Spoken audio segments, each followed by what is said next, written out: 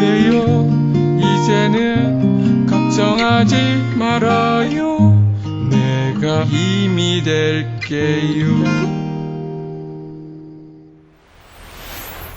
안녕하세요. 염창환입니다. 오늘은 암대사치료 8번째 시간으로 암세포의 비정상적인 면역 반응과 빠른 세포 분열에 대해 이야기해 드리겠습니다. 우리 몸은 정상적인 면역 반응을 통해서 암을 포함한 다양한 질병을 예방할 수 있습니다. 그러나 면역 기능이 비정상적으로 움직인다면 다른 질병뿐만 아니라 암세포도 죽일 수 없게 됩니다. 그래서 항상 좋은 면역 기능을 유지하는 것은 매우 중요합니다. 면역을 증가시키는 치료는 크게 주사치료와 경구치료로 나눕니다. 주사치료에는 메가비타민C 요법, 사이머신 알파1 주사, 미즐토, 이뮨셀 등이 있습니다. 메가비타민 요법은 고용량 비타민C를 이용하여 우리 몸의 면역력을 올려줄 뿐만 아니라 암세포로 가는 에너지원인 당분 대신 암세포로 들어가서 암을 죽이는 치료법입니다. 우리 몸의 면역력을 담당하는 장기가 바로 흉선입니다. 흉선은 17세까지 커지다가 그 이후로 점차 줄어들게 되는데 이 흉선에서 사이머신 알파1이라는 물질이 분비되어 NK세포, T세포, 수지장세포 등을 활성화시켜 면역력을 올려주게 되는 것입니다. 이것을 보고 만든 약이 바로 사이머신 알파1 주사제입니다. 경구치료에는 베타글루칸 1316, 아연, 셀레늄, 유산균 등이 있습니다. 베타글루칸 1316은 장에서 M세포와 결합한 후 NK세포, T세포, 수지장세포를 활성화시켜 면역력을 올립니다. 아연과 셀레늄은 대표적인 면역 증강제입니다. 특히 우리나라 암 환자는 아연 결핍이 많아서 면역을 올리기 위해서는 반드시 아연을 보충해야 하는 경우가 많으므로 꼭 체크해 보시기 바랍니다. 우리 몸 면역력의 60%를 차지하는 곳이 장입니다. 각종 질병을 치료하고 예방하는 것에 우리 몸의 면역력이 매우 중요하다는 것을 인식하면서 유행처럼 번지게 된 것이 바로 유산균 섭취입니다. 장 건강이 바로 면역력의 핵심이라 해도 과언이 아니기 때문에 그 어떤 영양제보다 유산균의 섭취가 중요하게 된 것입니다. 사실 많은 유산균주가 있는데 그중 LGG, BB12, LA5 이 세 가지 유산균은 면역력을 올리는 데 효과가 있는 대표적인 3대 유산균으로 반드시 기억해 두시고 섭취할 때 참조하시는 것이 좋습니다. 마지막으로 빠른 세포 분열에 대해 말씀해 드리겠습니다.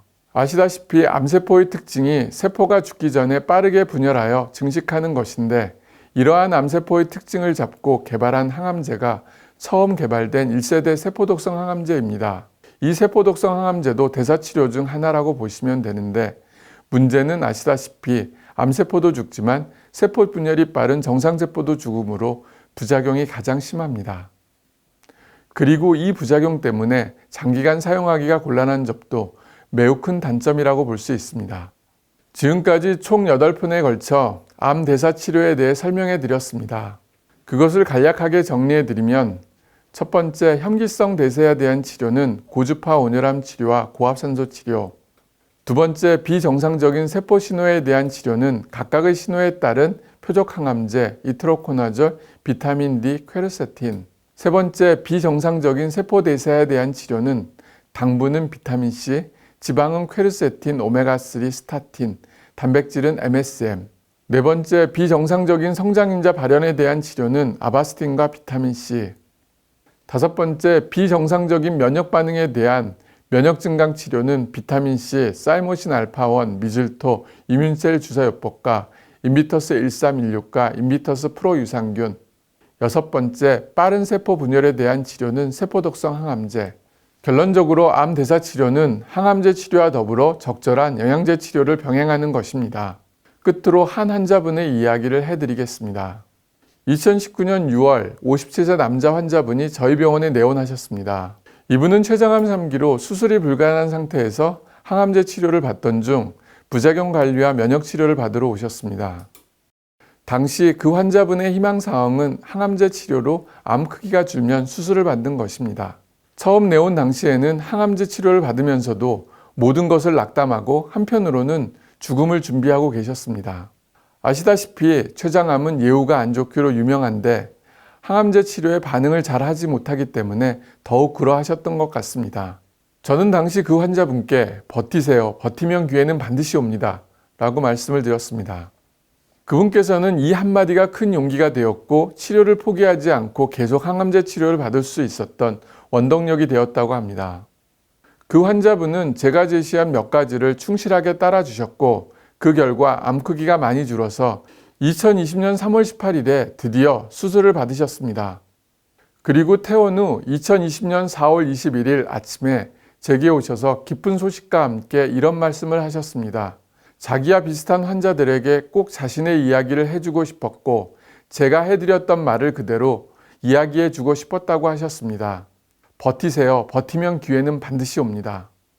인생의 모든 일들이 그런 것처럼 좋은 일이 있다가도 나쁜 일이 생기고 나쁜 일이 생겨도 좋은 일은 오기 마련입니다. 그 시기까지 참고 버틸 수 있느냐가 관건인 것 같습니다. 암과의 싸움에서 가장 중요한 것은 당연히 수술과 항암제, 방사선과 같은 공격적인 치료를 하는 대학병원의 치료입니다. 그러나 저희 병원과 같은 2차 병원의 치료도 매우 중요합니다. 그 이유는 부작용을 감소시키고 항암제나 방사선 효과를 올릴 수 있도록 도와야만 길고 힘든 암 치료 과정을 좀 더 수월하게 넘길 수 있기 때문입니다. 그와 더불어 환자와 의사와의 관계가 그들 치료를 계속할 수 있는 버팀목이 되기도 합니다. 참고로 앞서 말씀드린 환자분이 받으셨던 치료는 고주파 온열암 치료, 그중 BST-2000 기계를 사용하였고 그와 더불어 메가비타민 요법, 글루타치온 주사, TMO 이뮨셀 옵티프로틴입니다. 이들 치료를 통해서 항암제 치료 효과를 올리고 부작용을 감소시켰습니다. 또한 항암제 치료 동안 체중 감소를 막고 오히려 체중을 4kg 이상 늘려서 항암제 치료를 받는데 전혀 문제가 없었고 수술을 받았을 때 매우 빠르게 회복이 되었습니다. 환자도 의사를 잘 만나야 하지만 의사도 환자를 잘 만나야 합니다. 아직 5년이 지나지 않아서 치료가 다 끝난 것은 아니지만 그의 인생에서 절망이 희망으로 바뀌는 순간임에는 틀림이 없는 것 같습니다. 끝으로 모든 암 환자분들에게 이 말을 꼭 해드리고 싶습니다. 버티세요. 버티면 기회는 반드시 옵니다. 지금까지 염창한병원의 대표 원장인 염창한이었습니다. 감사합니다.